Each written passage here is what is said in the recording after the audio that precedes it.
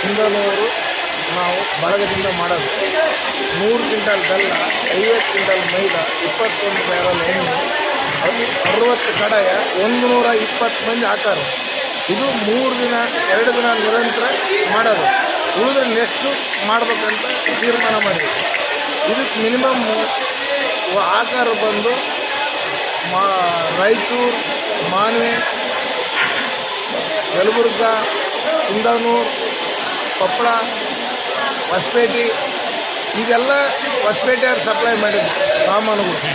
ಇದಕ್ಕೆಲ್ಲ ಇಷ್ಟಂತೂ ಸಾಧ್ಯತೆ. ಆದರೆ 2 ದಿನ ಮಾಡೋಕ್ಕೈತಿ, ಆಗುತ್ತೋ ಬಿಡುತ್ತೋ ಗೊತ್ತಿಲ್ಲ. 3 ದಿನ ಅಂತ ಕಂಟಿನ್ಯೂ ಮಾಡಲೇಬೇಕು. ಈ ಉಳಿದ್ರೆ ಏನು ಕೆಡ್ಸಕ್ಕೆ ಬರೋದಲ್ಲ. ಇದು ಯಾವುದಕ್ಕೂ ಉಪಯೋಗಕ್ಕೆ ಬರೋದೇನೇ ಅಲ್ಲ. ಜಿಲೇಬಿ ಮಾಡ್ಬೇಕು, ಬೇರೆ ಯಾವುದಕ್ಕೂ ಮಾಡೋಕ್ಕೆ ಬರೋದಿಲ್ಲ. ನಮ್ಮದು ಇಷ್ಟು ಹೇಳಿಕೆ. ಟೋಟಲ್ ಎಲ್ಲ ಖರ್ಚು ಬಂದು 20 ಲಕ್ಷ ಬರ್ತದೆ. ನಮ್ಮ ಸಿಂಧನೂರು ಬಳಗದಿಂದ ನಾವು ಮಾಡೋದು. ಯಾರನ್ನೂ ಪಟ್ಟಿ ಕೇಳಂಗಿಲ್ಲ. ಯಾರು ಕೊಟ್ಟರೆ ಒಲ್ಲೆನಂಗಿಲ್ಲ. ಕಾಣಿಕೆ ಅವ್ರು ಮುಕ್ತ ಕಾಣಿಕೆ ಎಷ್ಟನೋ ಕೊಡ್ಬೋದು. ಯಾರು ಹೆಸರು ಹೇಳಂತ ಇಲ್ಲ. ಯಾರ್ಯಾರು ಹೆಸರು ಹೇಳಂತಿಲ್ಲ.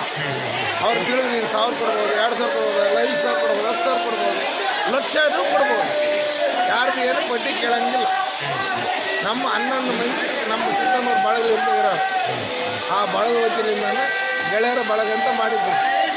ನಾವು 7ನೇ ವರ್ಷ ಸೇವೆ ಸಲ ಇಷ್ಟು ನಮ್ಮ ಆಯ್ತು.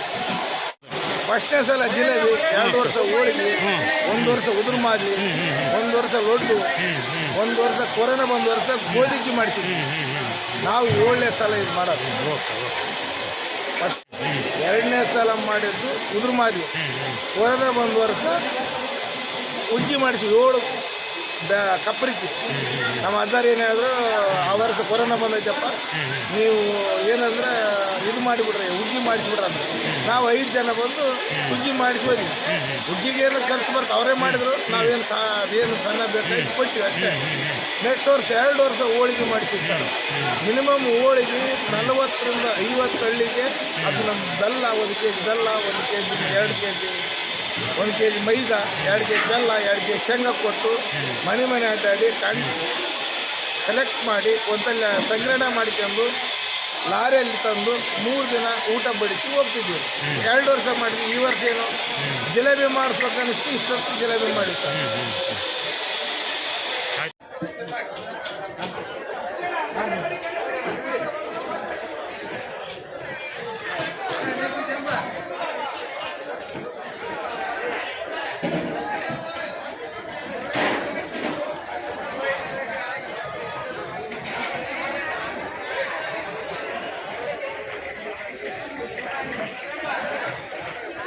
ಚೆಮ್ಮತ್ತು ಮತ್ತೂರಲ್ಲಿ ನಾವು ಇಲ್ಲಿ ಸುಮಾರು 10 ವರ್ಷಗಳಿಂದ ಈ ಒಂದು ದಾಸೋಹ ಕಾರ್ಯಕ್ರಮವನ್ನು ಮಾಡ್ತಾಯಿದ್ದೀವಿ. ಇದಕ್ಕೆ ನಮ್ಮ ಮುಖ್ಯವಾಗಿ ನಮ್ಮ ಈಗ ಏನು ಮಾತಾಡಿದಾರಲ್ಲ ವಿಜಯಕುಮಾರ್ ಸಿಂಧನೂರು ಅಂತೇಳಿ, ಬೈಸಿದ್ದೇಶ್ವರ ರೈಸ್ ಮಿಲ್ ಕೂಡ ಇದೆ. ಅವರು ಪ್ರತಿ ವರ್ಷ ಒಂದು ಲೋಡು ಅಕ್ಕಿ ಕೂಡ ಕಳಿಸ್ತಾರೆ ಇಲ್ಲಿ.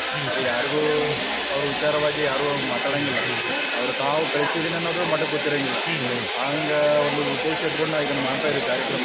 ಆದರೆ ಇದ್ರಿಗೆ ನಮ್ಮ ಜೊತೆಗೂ ಕೂಡ ಎಲ್ಲ ಸಾರ್ವಜನಿಕರು, ಆಮೇಲೆ ಬೇರೆ ಬೇರೆ ನಮ್ಮ ಗವಿಮಠದ ಭಕ್ತಾದಿಗಳ ಸಹಾಯ ಕೂಡ ಇದೆ ನಮ್ಮಲ್ಲಿ.